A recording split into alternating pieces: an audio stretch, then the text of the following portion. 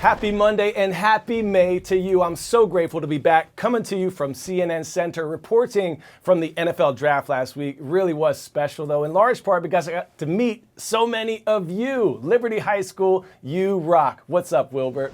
I'm Coy Wire. This is CNN 10, and we start with a story we brought you last week, an update on Yaya the panda, sent to a Memphis zoo 2 decades ago from China. The moment encapsulated a high point in U.S.-China relations. Remember, pandas are used as diplomatic gifts in China, but pandemonium surfaced when many people in China and some animal advocates accused the zoo of mistreatment after a video came out showing the once furry, cuddly panda looking skinny with scraggly fur. However, American and Chinese scientists concluded after a joint investigation that Yaya has a genetic fur and skin condition and that pandas at this zoo, quote, receive excellent care, unquote. But reputational damage had already been done. Anti-American panda propaganda flooded feeds on Chinese social media, causing outrage. The plan all along was for Yaya to stay at the Memphis Zoo for 20 years and return this spring, and Yaya is now back in China.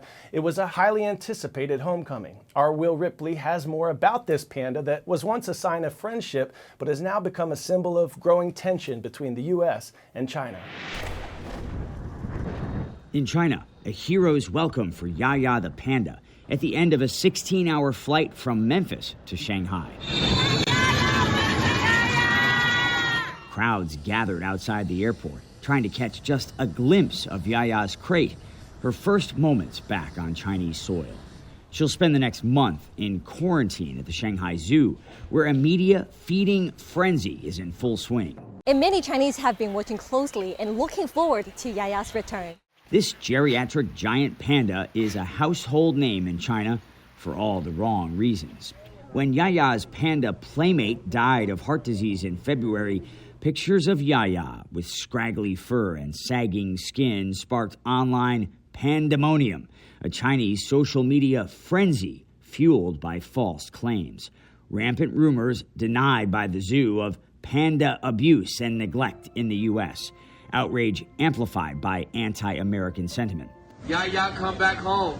Bring Yaya home became a rallying cry for millions of Chinese.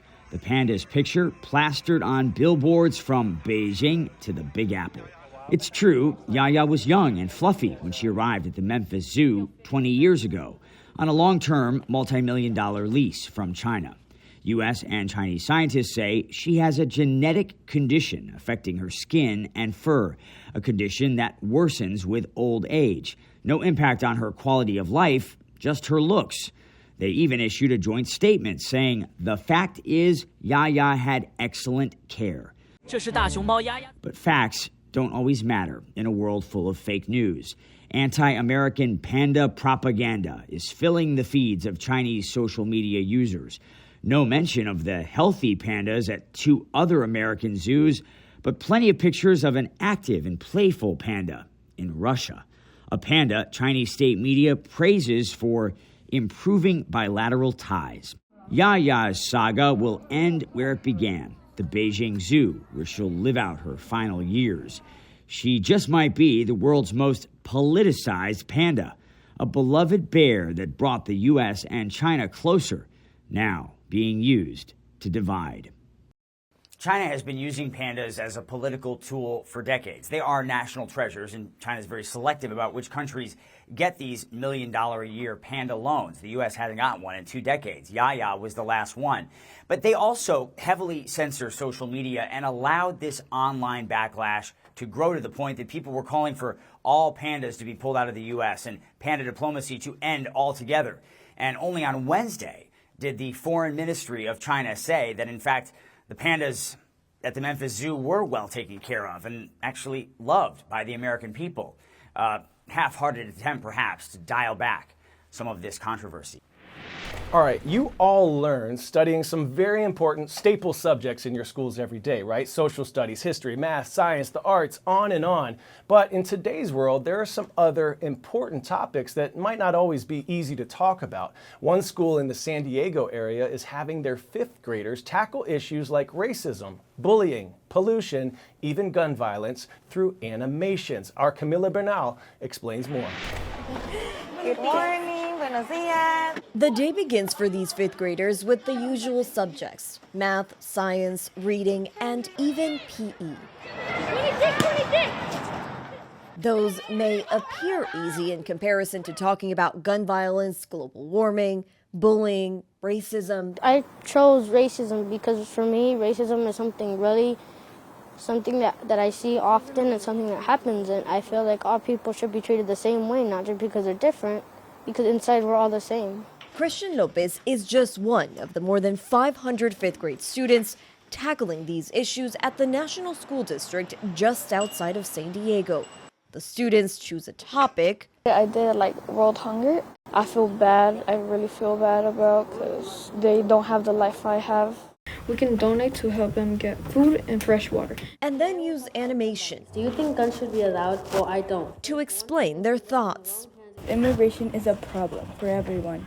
They separate individuals from one another. That's a form of injustice. If these are the issues, these are the components that these young people will face as they become adult, then I believe that it is our responsibility to support them in learning how to maneuver some of the nuances. But maneuvering wasn't always easy, according to animator David Heredia, who created this 5-week program. It makes people uncomfortable when you put them in a situation to talk about something that is not their lived experience. And because of that, I think it's unfair to put a muzzle on a child who wants to express what they're feeling. So instead, you allow them to talk through their art. Just because they're different race doesn't mean that you have to be rude or to not to be nice to them, because it's really hurtful for those people. They found ways to help solve or highlight the issues. No matter what color we all are human. And then they got to feel like celebrities as they share their animations with the world. It allows us to actually stop and listen to what's going on in the world of a child and have them offer a potential solution to that problem. When you're kind to someone, they're going to be kind to someone else, or you should always be kind. The students feel heard and say they will continue to explore these social justice issues. We could still keep working on and progress to make it better. 10-second trivia. In 1817, the Aerial Walk, considered to be the world's first modern roller coaster, opened in what city? Paris, France, Brooklyn, New York, London, England, or Anaheim, California?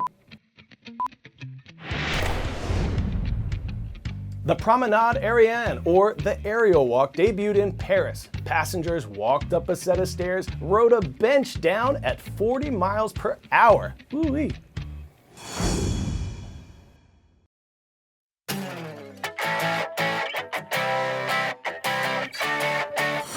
Now, the folks in Paris from the 19th century would have said, ooh la la wee wee, to the roller coasters nowadays. They've evolved so much and they're so fast. Today's story, getting a 10 out of 10, is an amusement park that you could call the roller coaster capital of the world. Six Flags Magic Mountain in Valencia, California is home to a whopping 20 roller coasters, more than any other theme park on the planet. Some coasters giving chills and thrills are called Wonder Woman, Flight of Courage, Twisted Colossus, and how about the X2 with its 360-degree rotating seats and head-first, face-down drops? That's enough to send you on an emotional roller coaster.